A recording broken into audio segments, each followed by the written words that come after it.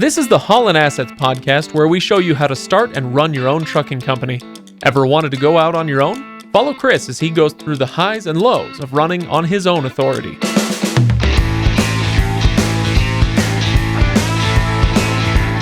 Welcome, everybody. Welcome to episode 122 of the Haulin Assets podcast. I am Craig, your host. Over there, he is Chris. How you doing, Craig? Not too bad. Good. People are going to be listening to this on February 15th, but today it's February 14th. Happy Valentine's, Chris.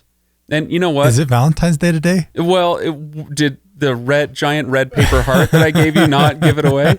And the kiss? And the kiss on the cheek as I walked in the door? It's just, I was blushing with excitement for you to get here. You're turning red.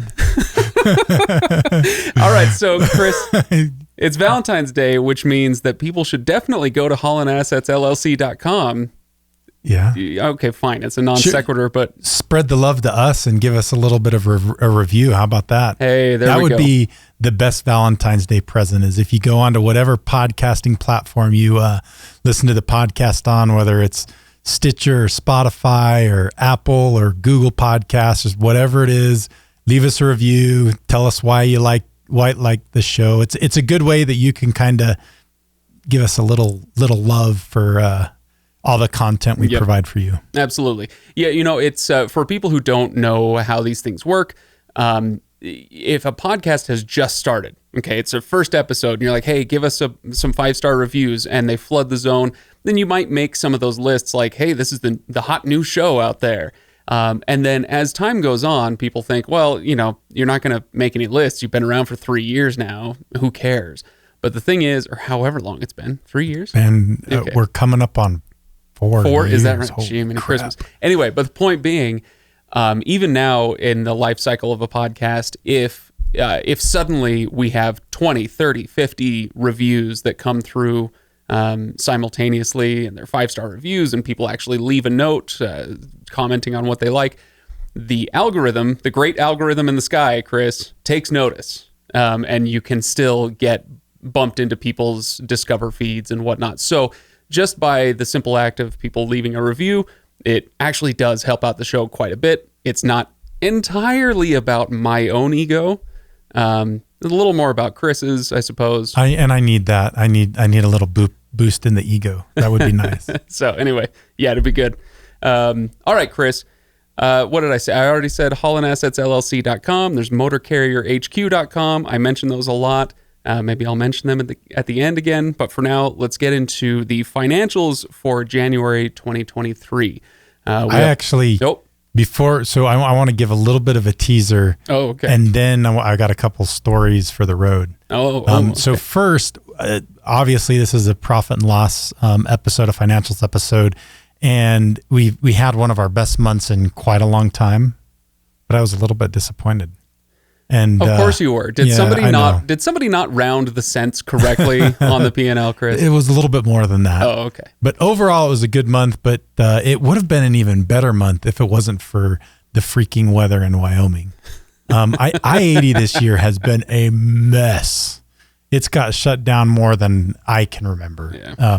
At least that's what it feels like to me. So end of January, I-80 got shut down for like 2 or 3 days. So that delayed several of our loads that should have delivered in January, didn't end up delivering till February. So they'll improve the February's numbers a little bit, but January's weren't as good as they could have been. Wow. Okay. Well, I guess we're going to talk more about that. And also, when you say I-80 in Wyoming this year has been bad, I just want to take this year out of that. I-80 in Wyoming sucks. It does, especially in the winter. Yeah, exactly. All right, Chris, what you said you had some stories from the road? Yeah, we've had stories. We've had some things that I want to talk a little bit about. And they're from 2 of our drivers made mistakes. And I try to be a little bit sensitive because both of these drivers are still going to work with us. I'm not going to say any names, not going to give too many details about these situations, but they're good things for owner operators to and fleet owners to be aware of and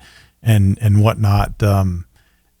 And just kind of how we manage them. So first we had a driver, and I still don't feel like we've got a great, this is what happened in this situation, but the kind of a weird thing, we had a driver cut a corner too sharp in his truck and put a big gouge that went like all the way through the top of the trailer. Oof. Like from outside to inside, probably 30 feet long. Wow. Well, no, it probably wasn't that long. Maybe 15 feet long. Jeez. Still, so you're thinking like a tree or something? They hooked a tree?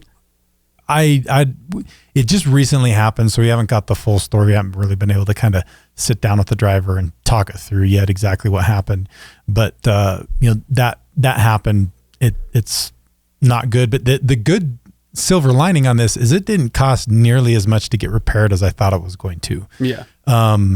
There was no structural damage, so you've got the frames on the inside, and somehow it didn't cause. Didn't get that deep. It did cause it did cause some damage on the frame, the posts, but not so bad that it's causing some like severe structural integrity to the trailer. Right. So it actually. I probably should have looked this number up. I think it was like $600 to repair.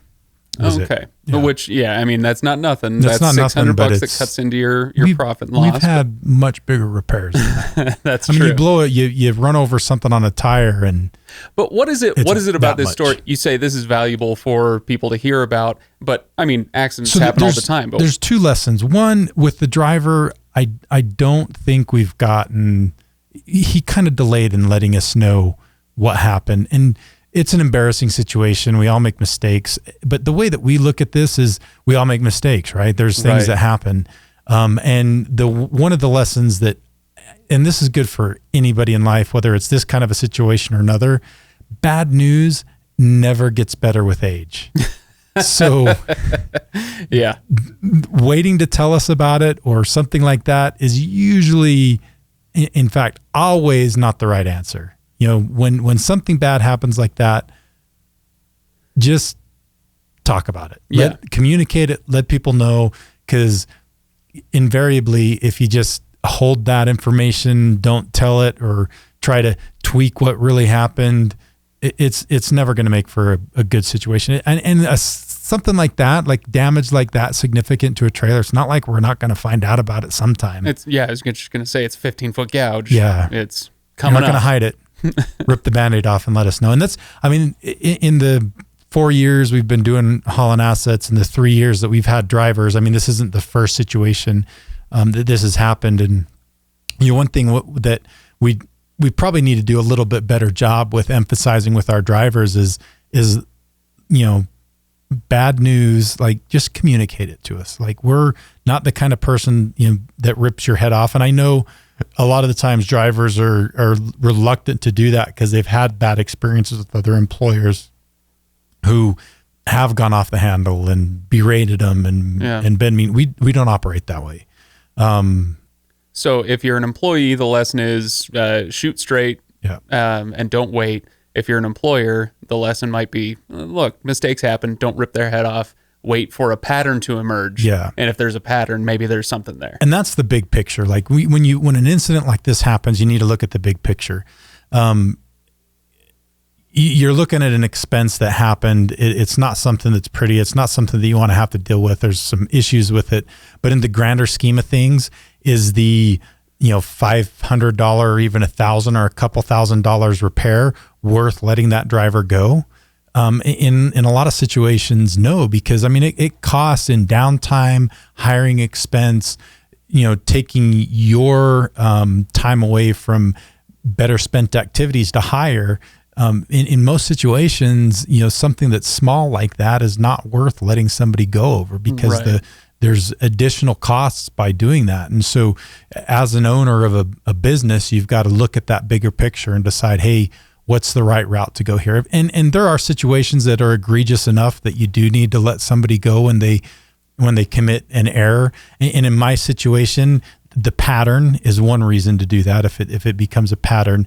And two, it's when there's like just full blown like either negligence or fraud, dishonesty. Those are the kind of things where I don't compromise. And I mean, you talked about the DUI story from a few months ago. That that would be one where it's like, on the spot. Yeah. But this is not that. Not all mistakes are created equal. Yeah. Okay. And wasn't there was something else? There's another one. So we had another driver that that was delivering a load to Walmart. And Walmart does something that's pretty unique. Not too many receivers do this, but anytime you deliver a load to a Walmart, you go check in and they make you actually unhook the truck from the trailer and pull it forward really? a few feet, so that there's no possibility that you're going to drive away. Yeah, drive away before, a forklift's in there. Sure. Something's happened. And that's a pretty strict rule with them. And this particular driver, I think was just honestly... Just forgot. No. Didn't forget, because the driver had told Walmart that they had unhooked when they actually hadn't unhooked. And Walmart made the driver go back out, say unhook, which the driver did. But I think at that point was just kind of flustered. Wasn't really thinking. It was like 2:00 in the morning, and pulled away from the trailer before dropping their landing gear. So that means that the trailer just kind of slams onto the ground. It actually kind of slammed onto the rear tires of the truck. In the grander scheme of things, it didn't cause a whole lot of damage. It put a little dent on the plate that the fifth wheel rests onto. Not a huge deal, but at this point, Walmart's pretty ticked, refuses to let the driver deliver the load. And wants another driver to come in and deliver it. And so what ends up happening is that truck ends up sitting for like 3 or 4 days before we can get another appointment and another driver in the area to pick up the load, take it, deliver it, bring it back. Ouch. Yeah, so that kind of things, obviously it's no fun. And there was a point where we thought we were going to have to, maybe one of us, fly out to do the delivery. Luckily, kind of timing of when we could get a new appointment, we had a driver that was going to be, that we could get into the area, so we didn't have to end up doing that. But that's just one of those things. Sometimes cutting corners and not doing things right is going to create a lot of issues, and it created, like, oftentimes when we make a decision to cut a corner like that, we don't really think about the unintended consequences.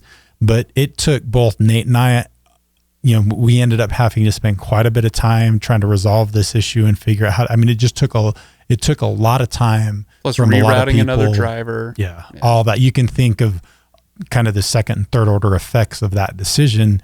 And the consequences of it. Then the driver's sitting for several days, that truck's sitting for several days. Nobody's really super happy about that kind of a situation. And so, usually cutting corners on things, it doesn't pay off. So that's just the thing that I would recommend, whether you're a driver, owner, operator, or anybody else. Don't cut corners. Especially, I'm kind of an interesting person. At least I feel like that, because I'm kind of rebellious, but I'm also, in the same sense, a rule follower. Like when I look at a rule, with everything that I do in life, there's a risk and reward, right? And so is it worth considering breaking this rule? Right. Is breaking the rule worth the risk? Is the benefit you're going to get by breaking that rule worth the potential consequences? And so, like in a situation like that, unhooking a trailer takes a couple of minutes.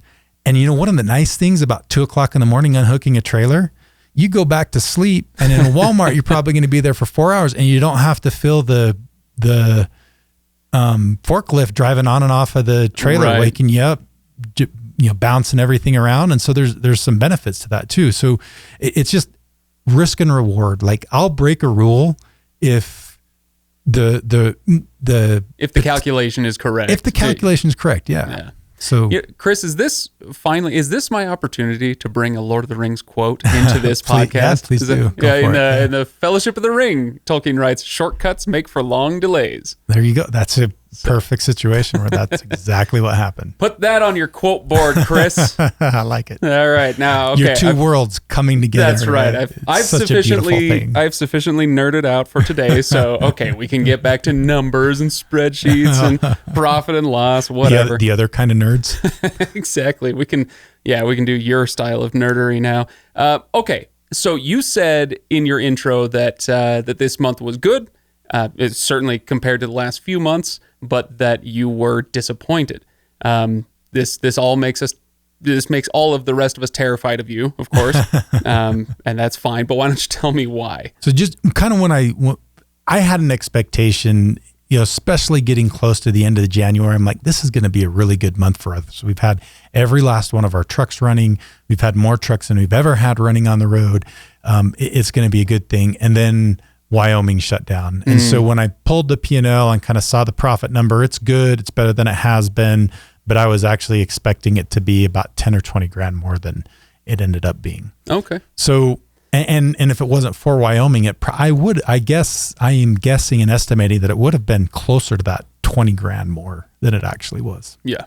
So we'll get into the numbers. Let's dive into it. There are definitely some records. So there's a lot of good things that happen. Always nice to hear. Before we get to any records though, number of trucks on the road in January, just 10. So I can, okay. So we have all 10 trucks on the road running. I mean, with some obvious exceptions, like you've just mentioned, maybe a few hiccups here and there, but generally 10 trucks running. Yeah. In fact, the 10th truck got on the road about a week into January. Okay. So all of them were running the full month except for one that was just 1 week. A little later. I mean, that's really like somebody taking a vacation. Sure. So it overall, it was really quite a good month. And we're generally looking for, say, 10,000 miles a truck per month. So what did we end up with total miles run for the month?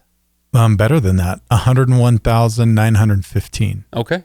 All right. So just over 10K a truck. Yep. Oh, awesome. And I think we probably would have had pretty close to 110,000 if it wasn't for the Wyoming weather. Okay. And then how many of those were Deadhead miles? 5,739, so about 5.6%. Okay. Pretty good. So within our margin there. Total revenue then? $215,780.06. Chris, so that's a lot of money. That's definitely a record. I think that's probably about 25,000 more than we've ever done. And you're sitting here wishing it had been another 20,000 more than that. Yeah. It could have been pretty close to, so 235-ish. Before we get to the rest of the numbers, just looking at that, the revenue, how much money came in, is it just tantalizing seeing those little hiccups or, there was a week where the truck wasn't on the road? Is it tantalizing to you as an owner, or do you just kind of accept the lumps with the good? I just kind of accept the lumps with the good. I mean, it's one of those things in a lot of things in life. Watching the Super Bowl this last weekend, I remember hearing this quote, and this is something I've always kind of tried to live by. Like, a good coach doesn't get too excited about the big wins or too excited about the big losses. You kind of stay even keeled. And that's one of the things that I've had several employees, both in, my business life and in my military life, that have told me that's one thing that they really appreciate about me is I don't get too spun up about whether it's bad news or good news. Like, I'm pretty even keel. Right. And that's why you came in and said, new records. I hate it. I'm disappointed. I didn't scream. I didn't pout. I didn't lay on the ground and pound my fist on the floor. Which I would have loved to get on camera, Chris. That would have been great. Time. Okay. So the total revenue you said was just under 216, we'll call it. And so the rate per mile, what did that come in at? This is where things kind of take a little bit of a dip. Okay. $2.12. So that's quite a bit lower than it has been. Yeah. Really for the most of last year. If I should have, let's see if I've got some of those numbers are historical over the last year. Yeah. So we had 212, the same amount in October. But other than that, I think our next lowest last year was about 240, 239. Oh, wow. So definitely on the low end. But is it because it's January? January is a big piece of it. So January is part of it. Plus, if we would have had, if it wasn't for the weather in Wyoming, we would have had a lot more revenue with very few more miles, and so that would have helped that number too. Now, okay, all right. Were there any loads that had to get delayed in January that will eventually hit in February? Yeah, they will hit all those. Yeah. So February should be better, just because of that. And January and February numbers, you kind of always expect to be your lowest months of the year. So I mean, it's not crazy to think that we had a 212, our lowest revenue in essentially the last 12 months in January. Well, despite your mild and even-keeled disappointment, Chris, you've been teasing that it was a profit then this month. What did that come in at? The net income was $21,131.69. Okay, so just over 21K, which, yeah, if memory serves, that's not a record. There have been some months that have started with a 3, right? Yeah, I think there were... Here, I think I got the number. We'll look at me on the fly. This is what we call efforting, Chris. You're going to effort that for us here. Let's see what you got. Yeah, so January, February, and March of last year, which were that's when things were still super crazy. Right. Were higher. Okay. In fact, one month we got up to 65,000. And then we beat that number in August. But those were so since the market has kind of started to correct, we've only had 1 month better than that. Okay. All right. Well, so it's not unmitigated good news, but it's good news, Chris. We'll take it. And considering it's January that we do that in, right, that's actually really positive. Bodes well for the future. Yeah. Our saving grace in January is the fact that we had all of our trucks running, and despite the weather, we still had a decent number of miles per truck. And so that in the end translated to a profit. And that just kind of like goes to show you how important keeping all of your trucks running is. That's a big difference maker. Even if you have one of your trucks down, the portion, I mean, that kind of eats your profit. Right. And it's going to be different if you're a 1,000 truck fleet and one of your trucks goes down. That's 0.1% of your fleet. With a 10 truck fleet like you've got, that's 10% of your income, right? And if you think about it, I mean, margins in trucking are pretty narrow as it is. And so if you've got 10% of your fleet essentially shut down, that's going to have a big impact on your profits. And so, having that last truck going that's where you're going to see that big impact, and your profits do much better when you've got them all going. Right. Okay. Well, Chris, do we want to get into some specific profit and loss numbers and anything to highlight this week? I've got a few. There's nothing like crazy going on in the profit and loss statement this month, but I do have a few things I'd like to mention. Okay. First is we had some advertising and marketing expenses in January. That was getting all the signage and everything on Truck and Trailer 9 and Truck and Trailer 10. Okay. So 2 trucks. It was almost $2,400. We also spent about $1,500 in getting our taxes prepped. So you'll see that in legal and professional services. We also paid our quarterly IFTA taxes. So between IFTA, our Oregon permit, New Mexico, Kentucky, that was about another $2,500. And then you'll see this at the bottom of the profit and loss statement, the other income. Remember, we talked a couple months ago that showed up when we sold a piece of equipment. Yeah. Well, we over a year ago, so at the end of 2021, we put 2 $2,000 deposits down on Kenworth trucks because we knew we weren't going to get as many Freightliners as we wanted. If I had to do that all over again, we probably wouldn't have done that, but that hindsight's 2020. But anyway, we decided to only take one of the 2 Kenworths that we had on order. So we lost the $2,000 deposit. And so I expensed it in January of this year. And so that that'll matter on next year's taxes. It'll matter on next year's. If I was thinking, I would have put it on last year's taxes, but I didn't think about it until we'd actually sent all our stuff to our accountant. I'm just like, I guess 2023 taxes will benefit from that additional expense. Yep. Look to the future, Chris. Okay, cool. So as a reminder to people listening, if you're somewhat new to the show, the profit and loss statement and all of these numbers, everything we're talking about can be found at HaulinAssetsLLC.com. You just click on episodes. You go to this episode, number 122, was it? Yeah, I'm smart. I remember. Yeah. And then you'll be able to actually download and look at the profit and loss statement and all of these numbers that we're talking about here. So encourage you guys to all go do that. Chris, what else do you want to talk about before I give you my impact tip for the week. I'm now you've got me sitting on the edge of my seat. I want to hear your impact tip.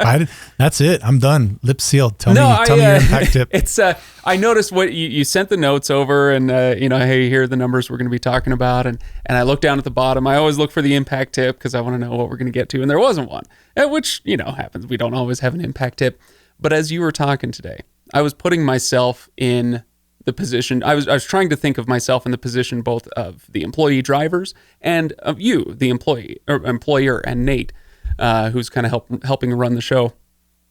And here's my impact tip for you. Keep the wheels rolling. Okay. So as I'm listening to all these stories, the thing that it kind of has in common is that whether for a long time or a short time, you're taking trucks and trailers off the road by making mistakes, right? And so if you're an employee driver, if you're looking for, hey, how can I shine? How can I be thought of as a great employee driver? Just think to yourself before you make any decisions, or, try to hide not unhooking at Walmart, or, scraping across the tree, or whatever the case may be. Is this potentially going to stop the wheels from rolling? And if the answer is yes, don't do it. Right. Sacrifice those 2 minutes out of your day to unhook the truck and do it right, so that you don't have the truck off the road for 3 days, right? And as an employer, if you're looking for, hey, what's our guiding principle that we can communicate to employee drivers, that would be a pretty good one, right? Absolutely. We can forgive a lot as long as the wheels keep rolling. Yeah. Because that's what generates revenue for the company. And it's kind of interesting. That's a great impact tip. I love it. That's a really good point, is additional revenue and having good, strong revenue kind of helps offset some of the mistakes too. I mean, or additional expenses that come up that are unexpected. If there's good enough money coming in, you can kind of take care of those expenses. Right. If there's not, then things get really difficult and challenging. And so the more we can keep the wheels turning, the more revenue coming in, and makes for a better situation for everybody. It's kind of like that old parable of washing the dishes. And, some people are very careful. You don't want to splash, on the counter or whatever. So they keep their sink nice and neat while they're doing the dishes. But it takes twice as long. Whereas somebody who's willing to splash around a little bit, get dirty, you can clean it up after you're done. And that's 2 seconds. Exactly. Yeah. So I'm sure everybody knows the analogy I'm talking about here. And so I'm not saying you should intentionally go around splashing water, so to speak, as a trucker. But mistakes can be cleaned up with additional revenue more easily than made up for without it. Absolutely. So, all right, Chris. Well, I think we're good then for this month for January financials. Thanks for coming in, and thanks to everybody for listening. Make sure you go to HaulinAssetsLLC.com and MotorCarrierHQ.com. And we thank Motor Carrier HQ for sponsoring this podcast, every single episode of it. Absolutely. From the beginning. Yeah. All right, everybody. Thanks for listening. We will see you next time. See ya.